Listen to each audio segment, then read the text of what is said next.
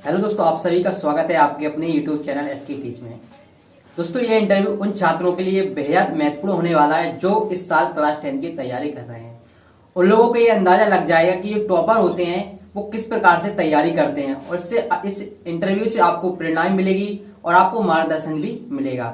तो सबसे पहले हम जानेंगे इनके बारे में, ठीक है। तो सबसे पहले आप अपने बारे में बताइए।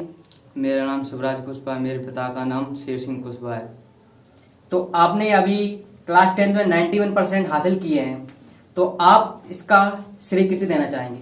मैं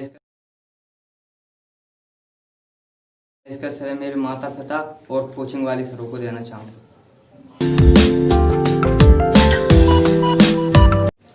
आपको सबसे कठिन सब्जेक्ट कौन सा लगता था? मुझे सबसे कठिन सब्जेक्ट मैथ ही लगता था। तो आपने उस मैथ कठिन सब्जेक्ट लगता था, तो आपने उसकी तैयारी किस ढंग से की? मैंने उसकी तैयारी सर बताते थे उसी ढंग से की, मतलब कि सुबह 1 घंटे पढ़ना और अच्छे से रिवीजन करना।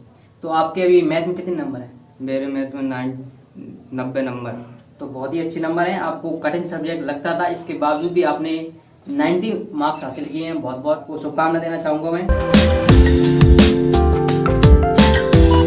जो आप पढ़ाई करते थे, तो पढ़ाई करने में आपका जो डेली रूटीन था, आपको कितने घंटे पढ़ाई करना था और आप कितने घंटे पढ़ाई कर पाते थे? क्योंकि मुझे पता है कि आप टिकिया की दुकान भी है, तो आप वहां पर भी जाते थे।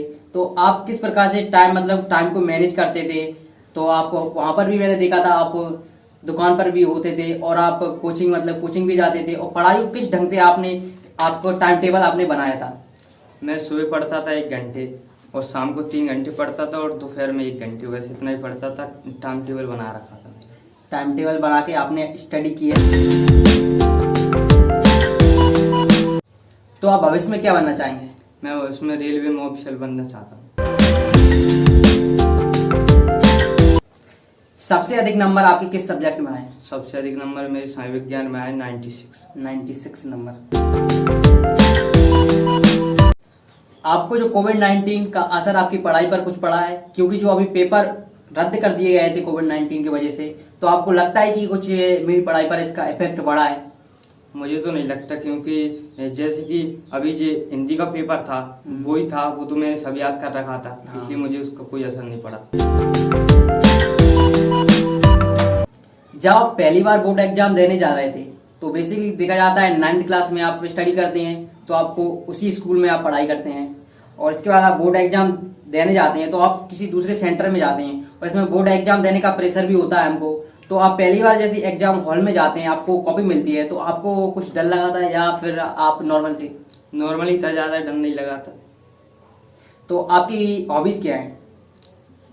जी, पढ़ना लिखना।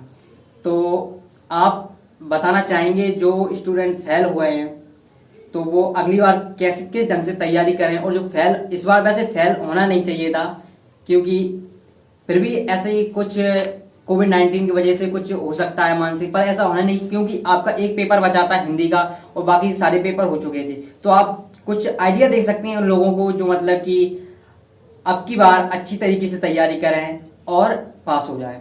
हाँ, मैं यही कहना चाहूँगा, मतलब कि वो अच्छी तरीके से तैयारी करें और टाइम टेबल बना के पढ़े, क्योंकि उसी से सही पढ़ाई हो पाती है, वैसे तो पढ़ाई हो नहीं पाती। हाँ, वो ही मैं बोलना चाहूँगा।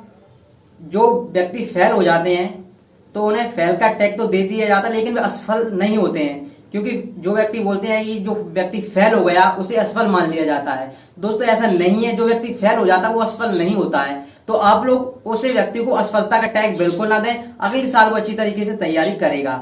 तो दोस्तों, ये इंटरव्यू बेसिकली उन लोगों के लिए है जो 10th क्लास की इस बार तैयारी कर रहे हैं। तो इससे आपको आइडिया लग जाएगा कि जो टॉपर होते हैं वो किस प्रकार से अपनी तैयारी को करते हैं। तो ये इंटरव्यू आपको इंस्पायर करने के लिए है, और आप अपनी इस इंटरव्यू से आप तैयारी जो स्टूडेंट टॉपर करते हैं एक हिसाब से आप कर सकते हैं, और इंटरव्यू के अगर आप अपने हिसाब से भी पढ़ाई कर सकते हैं। तो अभी आपको हमारे चैनल पर आकर कैसा लग रहा है? मुझे तो बढ़िया लग रहा है आपके चैनल पर आकर, एसके टीच पर। क्या आप सोशल मीडिया पर एक्टिव थे? मतलब कि क्लास 10 में जो स्टूडेंट आ जाते हैं, कुछ पेरेंट होते हैं जो उनसे मोबाइल भी छीन लेते हैं। ऐसे क्लास 12th में एक स्टूडेंट था, उससे मैंने बात की थी, तो वो उससे मोबाइल को छीन लिया गया था, क्योंकि इस वजह से, क्योंकि वो सोशल मीडिया पर बहुत एक्टिव था, मतलब कि पबजी बहुत खेलता था। तो क्या आपको 10th क्लास में आने पर आपके पेरेंटों ने आपसे सोशल मीडिया पर एक्टिव, मतलब कि एक्टिव होने से मना किया था, या फिर आपको समय व्यतीत करते थे? ये बताना चाहेंगे हमारे व्यूअर को, ये पता चल जाए कि जो टॉपर होते हैं वो क्या सोशल मीडिया पर एक्टिव रहते हैं? सोशल मीडिया पे मैं ज़्यादा एक्टिव नहीं रहा, क्योंकि मेरे पापा ने मुझे मोबाइल तो दिलाया नहीं था, तो मैं ज़्यादा एक्टिव नहीं रहा। कम ही 1-2 घंटे पढ़ बस देखता था, वो भी पढ़ने की चीज़, ज़्यादा कुछ नहीं देखता। तो आप देख सकते हैं जो टॉपर है वो, जितने मैंने इंटरव्यू लिए टॉपरों के, वो यही बोलते हैं ज्यादा सोशल मीडिया पर एक्टिव नहीं रहते हैं वो लोग। तो एक मेन क्वेश्चन था जो सभी स्टूडेंटों के डाउट इस क्वेश्चन से क्लियर हो जाएंगे। दोस्तों इस बार एक बहुत बड़ी कंफ्यूजन है रिजल्ट को लेकर। आप सभी को पता होगा जो इंग्लिश मीडियम वाले स्टूडेंट है उनका 3 सब्जेक्टों से रिजल्ट बनाया गया है, और जो हिंदी मीडियम वाले स्टूडेंट है उनका 4 सब्जेक्टों से रिजल्ट बनाया गया।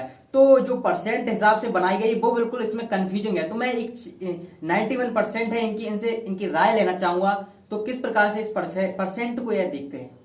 मैं कहना चाहूँगा जैसे कि जे अभी कोविड-19 चल रहा था, इससे हमारे देश में लगातार मरीजों की संख्या बढ़ रही थी। जो सरकार ने फैसला लिया वो बहुत अच्छा फैसला लिया, क्योंकि ना तो इससे हमें नुकसान हुआ, ना इंग्लिश मीडियम वालों को हुआ, ना ज़्यादा हिंदी मीडियम वालों को बच्चों को हुआ। बस यही कहना चाहिए। हाँ, तो बहुत ही अच्छा शानदार जवाब था। तो आप लोगों को पता है कि कोविड-19 की वजह से देश की हालात क्या थी।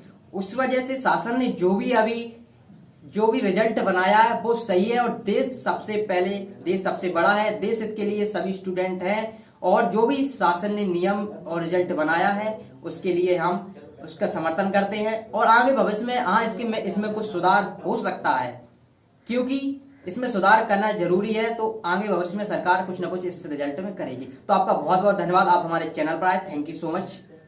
Thank you. आपने जो भी सोचा है भविष्य में, वो आपके लिए हम बहुत शुभकामना देते हैं। आप भविष्य में जो भी बनना चाहते हैं आप उसके लिए अच्छी तरीके से तैयारी करें, और आप अपने परिवार का और इस आरओन का नाम रोशन करें। Thank you so much. ठीक है, तो आप लोगों को ये वीडियो पसंद आई तो लाइक जरूर करें।